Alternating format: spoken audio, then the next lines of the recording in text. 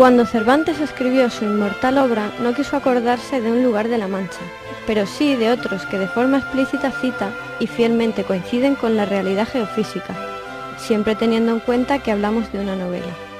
La ruta del Quijote que les vamos a presentar es diferente a las hasta ahora supuestas,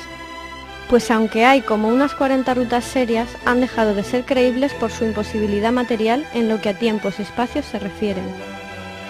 Unas pasan a Sierra Morena por Despeñaperros o Almodóvar, con lo cual Rocinante tendría que volar más que caminar 120 kilómetros en una tarde. En otras pasan a Sierra Morena por la Mota del Cuervo, haciendo salir a Don Quijote de Argamasilla de Calatrava, algo en lo que están en contra la gran mayoría de cervantistas.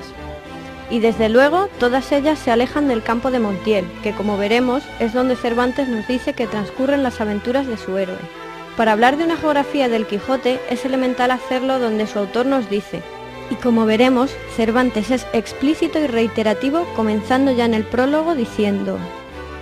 Don Quijote de la Mancha, de quien opinión por todos los habitadores del distrito del campo de Montiel, fue el más casto, enamorado y valiente caballero que por muchos años a esta parte se vio en aquellos contornos. En el capítulo 2, al comenzar su primera salida, nos dice: Y comenzó a caminar por el antiguo y conocido campo de Montiel, y era verdad que por él caminaba. Al comenzar su segunda salida, en el capítulo 7, nos sigue diciendo: Acertó Don Quijote a tomar la misma derrota y camino que él había tomado en su primer viaje, que fue por el campo de Montiel. En los epitafios de los académicos de Argamasilla, capítulo 52, continúa diciendo: Pisó por ella el uno y otro lado de la gran Sierra Negra y el famoso campo de Montiel hasta el hermoso llano de Aranjuez. Por último, y comenzando su tercera salida, nos reitera: Y pongan sus ojos en las que están por venir, que desde agora en el camino del Toboso comienzan, como las otras comenzaron en los campos de Montiel. Parece pues clara la intención de Cervantes de que Don Quijote corra sus aventuras en el campo de Montiel, que debería conocer muy bien por los detalles que de él nos da, porque consta documentalmente que en el año 1594 hizo en algunos de sus pueblos recaudaciones de trigo y cebada, y siendo paso de Andalucía a Madrid debió andarlo más de una vez, pues con mucha diferencia aquí estaba el mejor paso de Sierra Morena. Por algo se trazó en estos lugares el recorrido del primer ferrocarril de Madrid a Sevilla, aunque por razones políticas terminara haciéndose por otro lado.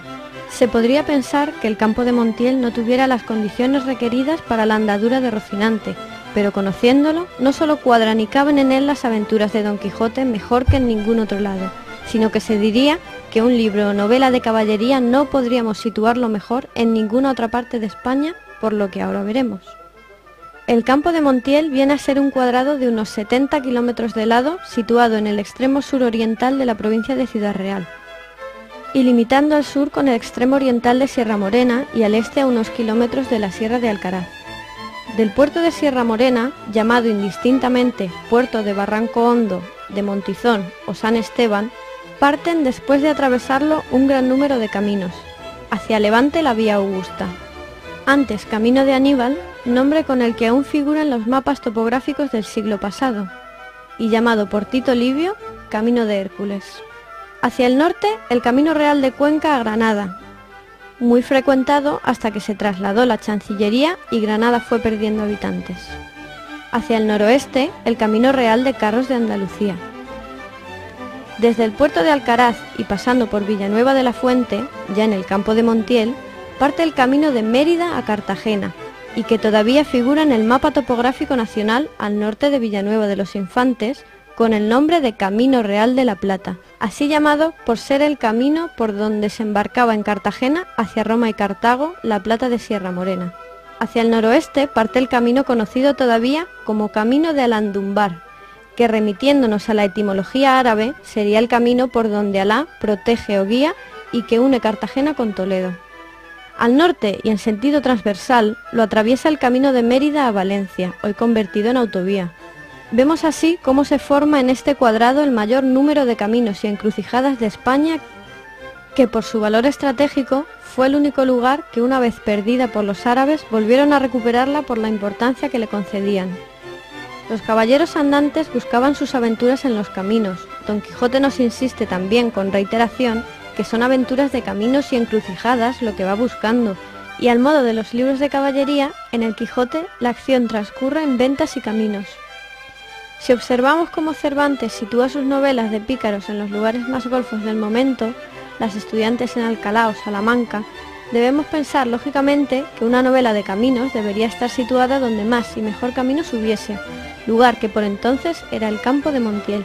Es aquí donde todas sus aventuras cuadran a la perfección y, como veremos inmediatamente, donde coinciden los pocos datos que Cervantes nos da en su obra sin tener que forzar y ajustar direcciones ni aventuras, tiempos o distancias. En un lugar de la Mancha, de cuyo nombre no quiero acordarme, no ha mucho tiempo que vivía un hidalgo de los de lanza en astillero, adarga antigua, rocín flaco y galgo corredor.